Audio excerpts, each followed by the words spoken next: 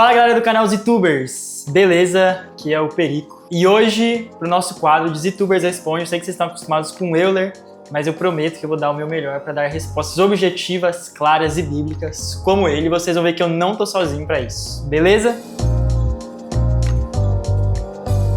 Hoje as perguntas estão bem reflexivas, científicas e difíceis. Por isso, eu convidei aqui uma pessoa muito especial para ajudar a gente a refletir e responder essas perguntas. Então pode vir aqui, tio Diego! Aê, legal! Seja bem-vindo! Oi, pessoal!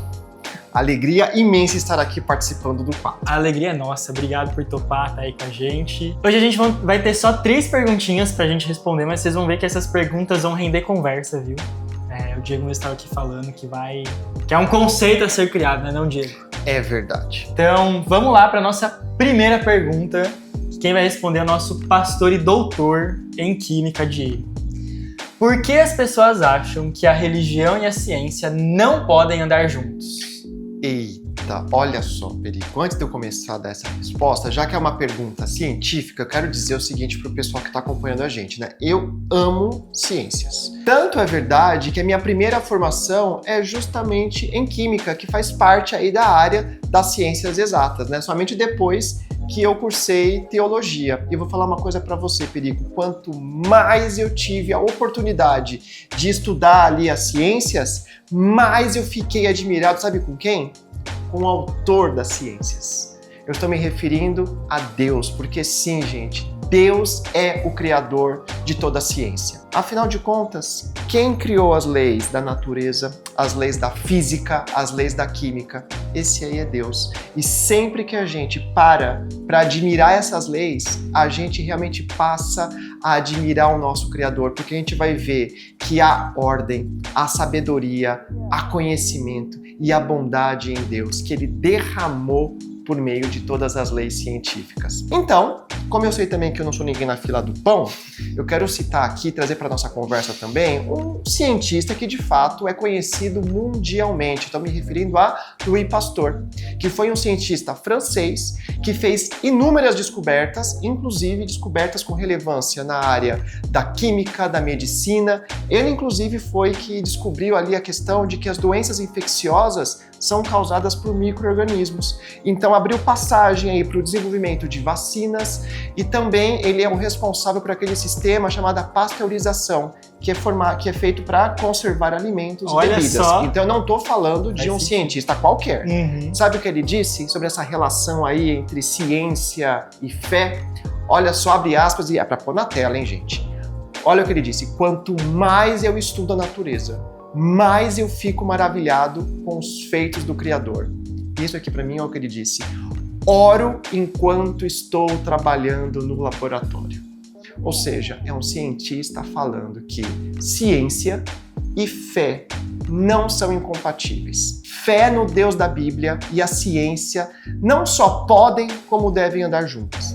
Mas se é assim como eu estou falando, Perico, por que raios tem gente que ainda diz que a ciência e a fé caminham em lados opostos? Você tem algum palpite? Então, eu não tenho os meus pensamentos, mas só queria dizer que isso é uma coisa que a gente passa, né? Imagino que os ex aí na escola, eu que tô na faculdade, a gente passa muito por isso, né? Então, se você fala que você é crente, parece que a sua opinião agora não vale de nada. É verdade. Você acredita numa historinha de fantasia, de fantoche e tal. Então, as pessoas têm essa visão hoje em dia, né? De que a religião, a crença, o cristianismo é algo menor, né? É uma crença em fantasia. Exatamente. Eu vou dar uma resposta que eu acho que é a raiz do problema. A resposta do porquê as pessoas colocam fé no Deus da Bíblia e ciência em como se fossem duas coisas separadas, inimigos, é por causa do orgulho do pecado. E eu vou explicar o seguinte para vocês. Você aceitar, como disse ali Louis Pasteur, de que a ciência aponta para o Criador, isso daí implica em algo na minha vida pessoal. Significa que eu vou lidar com a ideia de que eu não sou autossuficiente. Para muitos, gente, isso é desconfortável. Sabe por quê? Porque, no fundo, muitos querem justificar que a ciência e a fé não podem andar juntas porque, no fundo, elas querem rejeitar Deus. No fundo, elas querem ser senhoras da sua própria vida. Então, a partir do momento que eu reconheço que Deus existe e que Ele é o autor da ciência, isso significa que eu já não posso fazer na minha vida o que eu bem entender. Porque o mesmo Deus que criou ordem no universo, o mesmo Deus que estabeleceu as leis da natureza, é o mesmo Deus que estabelece leis para minha vida. Então, nem todo mundo está disposto a se sujeitar a isso. Reconhecer que Deus existe, gente, significa então que eu tenho sim para quem prestar contas do que eu faço, do que eu falo, do que eu deixo de fazer. Então, dizer que Deus não existe, querer colocar ciência em oposição à religião, não é uma questão de ignorância, é uma questão, sobretudo, de coração. Então, qual que é a ideia? A ideia aqui é matar a Deus. Sabe para quê? Para que o homem possa viver conforme a sua própria maneira. O homem quer viver conforme ele dá na telha. Eu sou dono do meu nariz, eu quero fazer o que eu bem entender. Então, para isso, o que eu tenho que fazer? Matar a Deus. Então, qual é a estratégia? Procurar falhas na Bíblia para mostrar que esse Deus não existe. Por quê? Se as afirmações que a Bíblia faz sobre ciências são incorretas, qual é a conclusão que eu vou chegar? Pronto, olha só, esse Deus aí é falso também. Esse Deus não existe. Então a estratégia é, para que eu possa fazer o que eu bem entender, eu tenho que desacreditar esse Deus. Para desacreditar esse Deus, eu vou atacar a Bíblia. Mas o ponto, Perico, é que a Bíblia, e aqui está o ponto, gente, não é um livro de ciências. Assim como também não é um livro de culinária. Eu não vou abrir a Bíblia e descobrir nela uma receita para fazer bolo. A Bíblia não se propõe a ser um livro de ciências. O objetivo de quem escreveu a Bíblia não é científico, é religioso. Quem escreveu a Bíblia quer apresentar quem Deus é, como Deus age, qual é a vontade de Deus. E justamente por isso não há contradição entre o que a Bíblia fala e a ciência fala. Mas aí alguém vai falar assim, Diego, peraí, como assim a Bíblia não fala de ciências? Eu já vi sim afirmações científicas na Bíblia. Por exemplo, Salmo 19. Você já leu o Salmo 19? Você que está me assistindo aí? O Salmo 19, Perico, fala que o sol, ele sai da sua tenda e ele cruza os céus de uma extremidade à outra. Pronto, essas pessoas dizem, tá vendo? Olha aí a Bíblia fazendo ciência, falando que o sol cruza o céu. Pronto, contradição com o que a ciência fala, porque a ciência já mostrou que não é o sol que se move, é a Terra que orbita ao redor do sol. Pegamos a Bíblia, achamos uma incoerência na Bíblia, então esse Deus é falso, agora eu vou fazer da minha vida o que eu bem entender. Mas olha só como as pessoas interpretam mal. Gente, o Salmo 19 é um cântico, é um hino, ele está usando de linguagem poética, não de linguagem científica. E olha só, Perico, como hoje nós, homens do século XXI, fazemos também. Quantas vezes você já falou assim, o sol está nascendo? Quantas vezes você que está aí já disse, olha só, o sol está se pondo? Ué, você não sabe que o sol não nasce nem se põe? O sol não se move, quem se move é a terra, você sabe disso. Mas ainda assim você fala. Por que que você fala assim? Porque você não está dizendo em uma linguagem científica, você está usando uma linguagem fenomenológica, que significa, do ponto de vista de quem está aqui na Terra, é o que parece. Então a gente usa essa linguagem sem problema nenhum até nos dias de hoje. O autor da Bíblia também, ele vai usar de poesia, ele vai usar dessa mesma linguagem fenomenológica, ele não está se propondo a falar sobre ciências. Por isso, para concluir, para mim, ciência e fé não são inimigas, elas se complementam. A fé vai mostrar quem Deus é e a ciência vai mostrar o que Ele fez. A ciência não deve nos afastar de Deus, muito pelo contrário, deve nos aproximar dele. E é legal, porque eu lembro de uma conversa que a gente estava tendo aqui, que a Bíblia é tudo como você falou, não é um livro científico de ciências, mas quando ela se propõe a trazer um fato científico, ela é exata, né? Exatamente. E eu lembro, você que é um pré-adolescente aqui da nossa igreja e quiser falar com o tio Diego. Tio Diego, isso. E fizer perguntas pra ele sobre isso, eu tenho certeza que ele vai gostar de responder. E eu lembro quando você me respondeu sobre o porquê que faz sentido que Deus cria a Eva a partir da costela de Adão. Essa conversa é boa, gente. Foi muito legal. Me procura que eu vou te responder. É isso também. aí, não daremos spoiler aqui nesse vídeo. Mas vamos lá para a próxima pergunta, então. Tem mais. Tem mais. Vamos. Surpresa! Essa aqui é a pergunta de R$1 milhão. Opa! E dependendo da resposta, a gente vai ter que todo mundo ir embora e acabar o canal. Oh, meu Deus. Tá bom? Deus realmente existe? Ah, pronto, uma pergunta muito fácil de responder, não é verdade? Deus realmente existe? Olha, se Deus não existisse, nada do que existe também existiria. Parou para pensar nisso? Deus é o agente da criação. É quem criou todas as coisas e mais do que isso, Deus é o sustentador da criação. Sem Deus, nada do que existe continuaria existindo. Mas ainda assim, né, Perico, muitos ainda insistem dizendo que não, Deus não existe. Tudo que existe por aí, todos os organismos vivos, eles só foram ocorrendo através, sei lá, de sucessão de arranjos aleatórios, tudo é obra do acaso. Deus não existe. Isso faz sentido para você? Deixa eu dar um exemplo para você ver como isso é ridículo. Você já visitou uma fábrica de automóveis alguma vez? Você já acompanhou a produção de um carro passo a passo? Agora imagina só, caso alguém colocasse todas as peças de uma fábrica soltas num terreno. E ela falasse assim, eu vou esperar agora que essas peças separadas e soltas, depois de bilhões de anos, ao decorrer de bilhões de anos, será que essas peças vão sozinhas começar a se organizar, sem intervenção de nenhum agente inteligente, tá? Essas peças sozinhas começam a se ajeitar para formar um carro? O que você acha? Acho que não. E olha que eu tô dando um exemplo, mas eu podia ter complicado, tá? Porque eu parti do princípio de que as peças já estão prontas. Imagina se elas tivessem que ainda ser formadas do nada também. É ridículo. Isso daí, gente, é ridículo. Então, assim, é exatamente isso que alguns dizem quando dizem que Deus não existe. E que dizem que tudo se formou do nada. Então, essa explicação de um carro se formando sozinho faz sentido pra você? Eu digo pra você uma coisa, precisa ter mais fé para acreditar nisso do que no primeiro versículo da Bíblia, de que Deus é o Criador de todas as coisas e que, portanto, Ele existe e fez tudo com o seu poder. E quando a gente olha para a criação, assim, eu não sei para outras pessoas, né? Mas para mim é impossível a gente não relacionar com um Criador, um ser superior, perfeitamente criativo e poderoso, que fez tudo.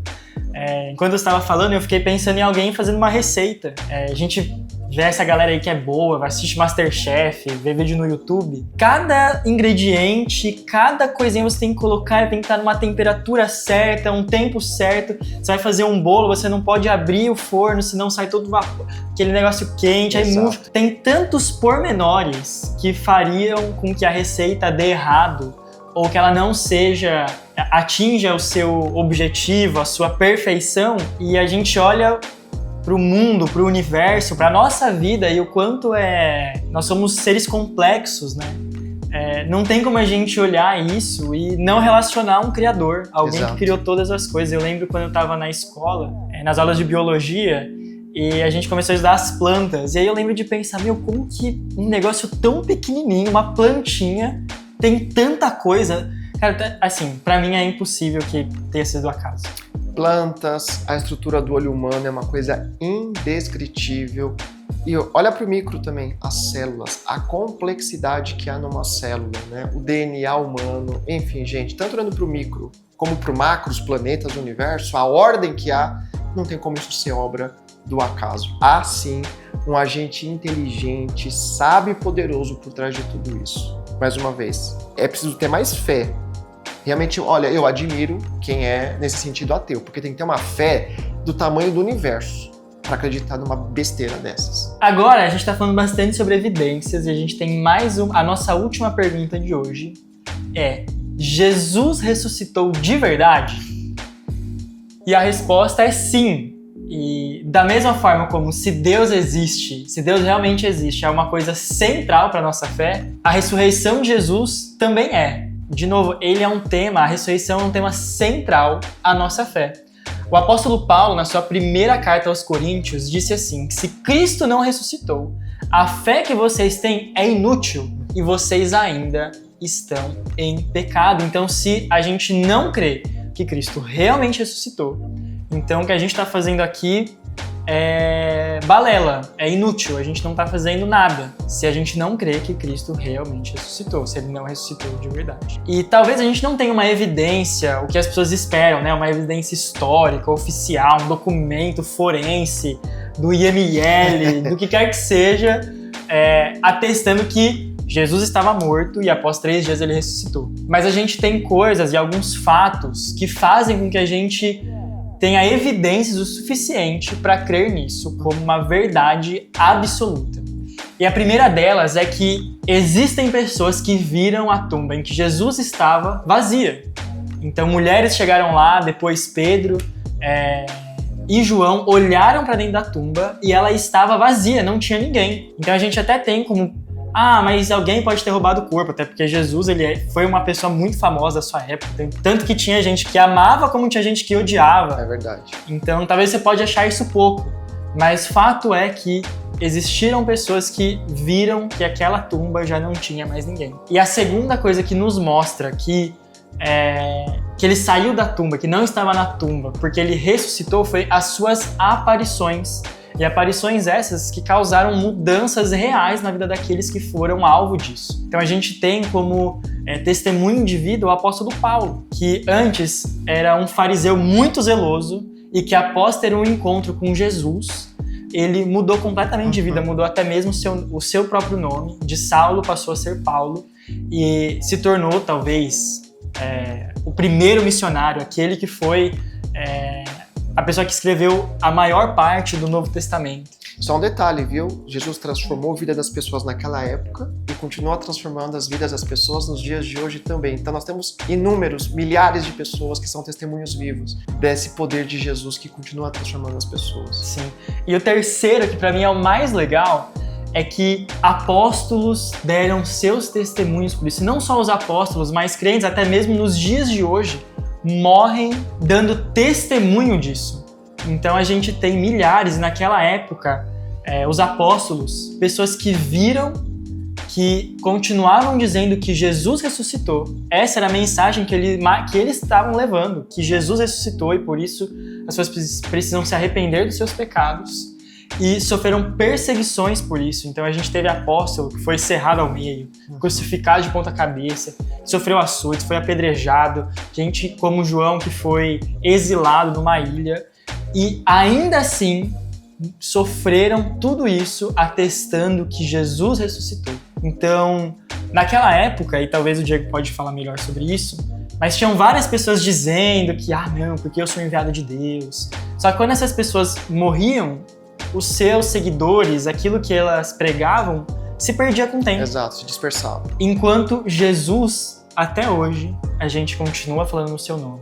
Até hoje, isso que eu falei de pessoas morrendo por causa disso, por causa do seu testemunho, acontece ainda nos dias de hoje. E mesmo depois dele ter morrido, a teoria, e algumas pessoas podem dizer que ele continuou morto, mas a gente crê que não. Isso continua até hoje. E isso é uma evidência da ressurreição de Jesus. Para mim, essa última aí, realmente, ela é a prova cabal. Porque, sim, é possível que as pessoas morram por algo que elas acreditam ser verdade. Ainda hoje, muitas pessoas morrem pela sua fé, seja qual religião que for. Mas os apóstolos tinham um diferencial, porque se tinha alguém que sabia de fato se Jesus ressuscitou ou não, eram esses caras. Eles sabiam se aquilo era verdadeiro ou não. No caso deles, não era morrer por fé. Se eu morrer pela fé em Cristo e você também, isso é uma questão de fé. Eu creio que Jesus ressuscitou. No caso deles, não era, gente. Porque ou eles de fato viram Jesus vivo, ou eles não viram. Então, no caso deles, eles morreram por aquilo que eles viram. Ou seja, é possível alguém morrer pela sua fé. Mas se aqueles homens soubessem que aquilo era uma mentira, morrer por algo que você tenha certeza que é mentira, aí não. As pessoas morrem por saber que aquilo é verdade. Mentira, não. Então, para mim, essa é uma prova realmente. Não, e eu penso na história dos apóstolos depois que Jesus é crucificado, eles voltam para suas vidas comuns, né? Então, tipo, agora que Jesus morreu, então eu vou tocar minha vida, né? E depois Jesus aparece para eles, né? Ressurreto, e aí eles voltam. Não, então... Peraí, aquilo que ele estava falando é verdade mesmo. Então eles, de novo, abandonam aquilo que eles tinham voltado para sua vida e não, a gente tem que viver para isso daqui. A gente tem que viver seguindo Jesus e sendo testemunha viva disso tudo que a gente está falando agora, né? Seguinte, galera, esse foi o YouTubers Responde de hoje. Muito obrigado. Se você assistiu até aqui, manda um emoji. Qual emoji? Manda um emoji de um coraçãozinho. De um coraçãozinho, mas tem que ser a mãozinha fazendo o coração. Isso. E não o coração mesmo. Não, é a mãozinha. É a mãozinha do coração. Se você assistiu até aqui, manda aí nos comentários o emojizinho da mãozinha fazendo aqui, beleza? Deixa o seu like, manda esse vídeo pros seus amigos, pros seus parentes, porque a conversa aqui foi de alto nível, foi muito legal mesmo. Foi bacana. Diego, obrigado pelo muito convite, obrigado viu? por estar aí com a Alegria. gente. E é isso, gente. Tamo junto. Até a próxima. Se tiver mais pergunta, coloca aí nos comentários.